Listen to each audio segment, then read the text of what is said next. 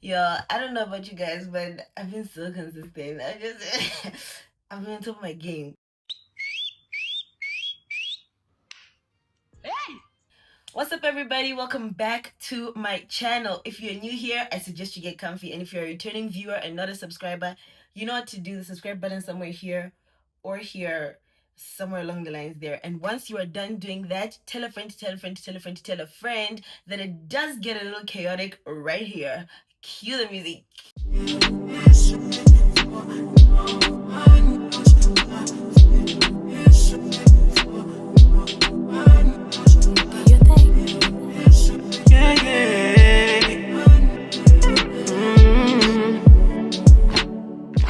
Today we're going to talk about how our childhood experiences and childhood traumas quietly shape the way we give love and receive love as adults.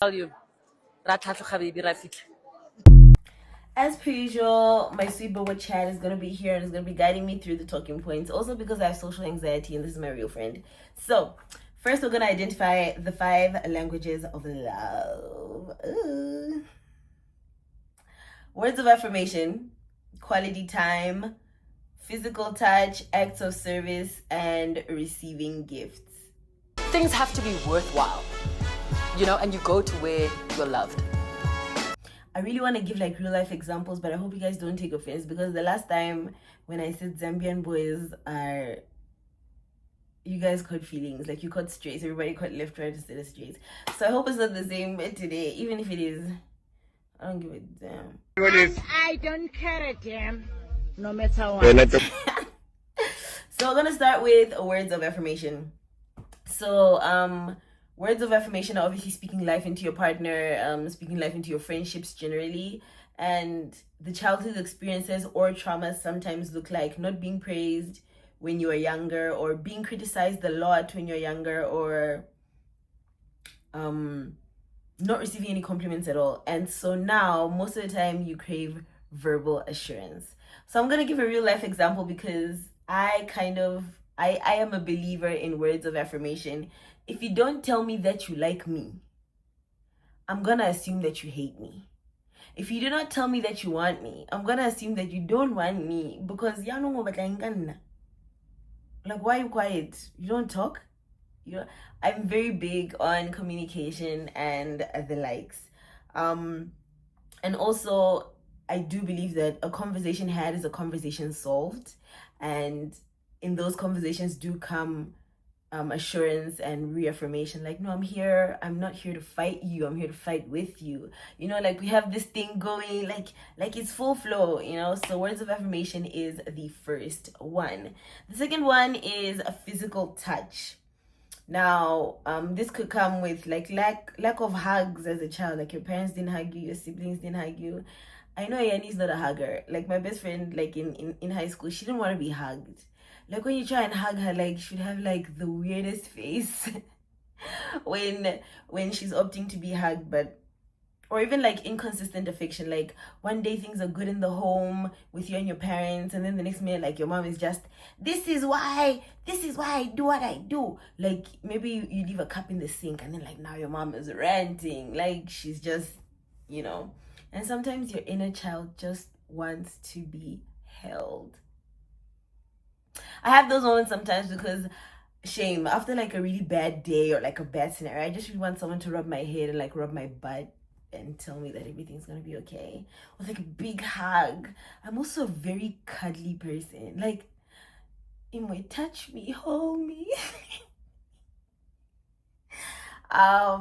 I also do feel like distance feels like rejection, only because if you're not touching me, I sort of feel like you're not attracted to me, and so then like it becomes like a weird thing. And most of the time we think touching is about sex, when sometimes it's just about safety.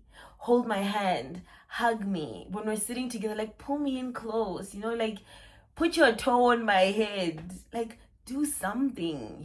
So most of the time we seek safety in physical touch as well, because our younger selves were deprived of that. Quality time is one. Hey, our parents were always busy, hey, but the older you grow, you start to realize why they were always busy. Like, life's hard. And if you do not make efforts to work hard, you sort of miss out on the quality time aspect of it. And sometimes it also comes from emotionally unavailable caregivers. So there's a difference between being emotionally present and just being present. So most of the time we grew up with our parents being present. That's just our parents being there. Hi, I'm your mom. Go and cook the shima. Oh, I bought you this for school. Go. And then there's the, like, how are you? How was your day? How are you feeling today? How was school? What did you learn from school? Like stuff like that. So there's a very big difference. And in romantic relationships, personally for me, if we do not spend time together, I start questioning the relationship. There's also out of sight, out of mind for me, because the longer I do not see you,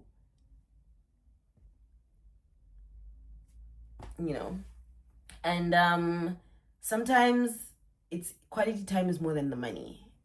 Sometimes you value the presence more than you do the actual value exchange of it. Sometimes like your child, like personally for me, I get so excited when people cancel plans, only because then it makes me feel safe in the childhood I knew, which is lack of quality time and stuff like that. So, yeah, quality time. And quality time does give off like feeling chosen. So like you feel seen, like, hey, well, now I want to spend time with you. Come, let me, like you feel seen, like you feel valued. It doesn't even have to be like a big thing, bro. Like, put me in your car and just put your hand on my palm. The other one is acts of service. So, as a firstborn, if you do something for me without me having to ask, I want to marry you. I want to marry you. No, because I love you and you're my soulmate. I love you and you're my soulmate. I want to marry you. Sometimes acts of service, it's more, it carries more value when you don't ask for it. When you're growing up, you had to be the responsible one, you had to act fast, you had to sort of think for everybody. And sometimes when you grow up in different home settings, you also have to parent your parents. So you're thinking for them, you're acting for them, you're trying to maintain peace in the home. And so you don't receive those acts of service when you're younger. And so when you're older, it means everything. If someone says, oh, hey, I noticed your car was dirty, can I take it to the car wash? Or hey, let me wash your clothes. Hey, let me wash dishes for you. Hey, let me pack lunch for you because I know that you go to work and you spend so much money on lunch, but let me just do that for you. Like the small things and actions sometimes, not sometimes, always, they carry more than words do. Actions will always carry more than words do, because I could tell you I love you, but how am I showing you that I love you? I could tell you that I care about you, but how am I showing that form of care? I don't know. Also, like, when you grow up deprived of acts of service, you do struggle to ask for help most of the time. It becomes a burden to ask for help. And for me, I have this toxic trait where I'm only going to ask you once. If you do not deliver in the time that I asked you, then I don't need your help anymore. Thanks for trying. Like sounding like a broken record sometimes gets irritating, because then now you feel like you're a burden for constantly asking for help. Receiving gifts. I know the girls are like, yes, that's my love language. You have to gift me for us to be in a stable relationship, because I know. Anyways, so when you're younger, love was shown through material things. Or you only felt noticed on special occasions, like on your birthday or something like that. And so when you grow up, you try and make any moment special. Personally for me, especially in romantic relationships, any small win, my partner's smallest wins become my biggest wins. So it's like, oh hey, I just bought a new phone. Yay! We're celebrating a new phone today. Okay, we're celebrating a new phone today. And you know what I'm going to do for a new phone? I'm going to buy a glass protector and a pouch. It's like one of those things, like where you just gift because you see value in the person. But sometimes it has downside to it, because to the other person, it may look like you're trying to buy their love and buy their affection, when the whole time you didn't receive that when you were younger. And so you're trying to like flip the script and let someone know each and every single time that I saw this and I thought of you, and that's how special you are in my life. But when the mask is flipped, it sort of feels like you're trying to buy love, And gifts really do represent a lot of memory, a lot of effort, and a lot of intention. And I don't think people understand that. So none of these love languages are terrible, actually, but sometimes when you sit with yourself long enough, you sort of start to pick the nitty gritties of the things that you were deprived of, or the things that you were given excessly of, either in a good light or in a bad light, and then it sort of just sits in you, on you, for a while, and you start to ponder and question. In adulthood, it makes most women sort of selective of the kind of partners that they're looking for, because when you're deprived of certain things when you're younger, you start to sort of make it your romantic partner's mission or priority that they give you the things that you were not given. And so sometimes it looks like better exchange, like, I love you, but you're not gifting me. I love you, but you're not spoiling me. I love you, but you're not doing that. And then men also are programmed to sort of look at a relationship like that. Like, okay, this girl's now my responsibility. She doesn't do much. She needs to be looked after, because men are raised not to have feelings. Men are raised to be in survival mode, like, most of the time. And so the provider role or the provider mindset is sort of engraved in them even when they're younger. And so even when someone is undeserving of your grace and is undeserving of how hard you're working to provide for them, you still continuously do it, because for you, you feel like it's an obligation, you know? So, and that also does fall into us expecting our partners to heal wounds that they did not create. And so acts of service, like, my man's money is my money, of course, like, if you're in a unified setting. However, I really, and this is not from a pick-me point of view, but I really do feel like the more exposed you are as a woman, the more you start to understand the importance of standing on your own 2 feet and owning your own pocket as well, so that when a man does something for you, if it's an act of service or like a gift giving, you know that it's coming from the bottom of his heart. It's not just an obligation. And also the notion of you're supposed to do it because you're my man is something that's going to sort of turn off, because now you know that the partner that you are involved with has not come to be your provider, but they've just sort of come to grow with you and fill a void. So you journey through companionship together. You know what I'm saying? Like, you go through these things together. So understanding your love language is not about blaming your childhood.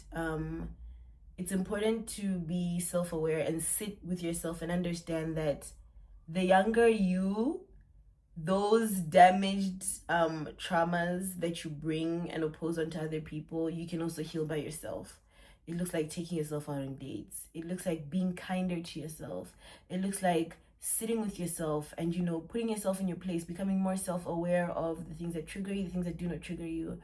It comes with you sitting down and taking accountability for your role in negativity or even positivity generally. Like, the more you grow into you, the more you will not expect someone else to heal traumas that they did not break.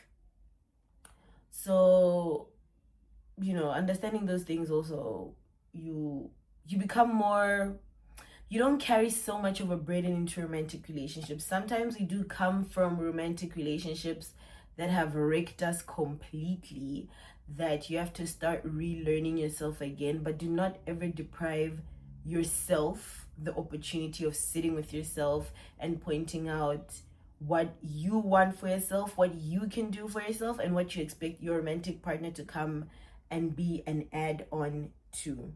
Not everything has to be barter exchange, because now it just looks like we're all sleeping with people. I sleep with you as your girlfriend so that you give me money for maintenance, and then you sleep with me as your boyfriend so that I continue sleeping with you, so that you continue looking after me, so that, like, it becomes very confusing. It really does. That's all the time that I have for you today. I promise the next one will be a story time. On my WhatsApp, people have been bugging me, asking me for a story time, and I'm going to give the people what they want. But not to take much of your time, I hope you give love, receive it, appreciate it, and embrace it. I also hope you sit with yourself so that you're more self-aware. And don't forget to tell a friend, to tell a friend, tell a friend, to tell a friend that it does get a little chaotic when we sit down here together. Bye.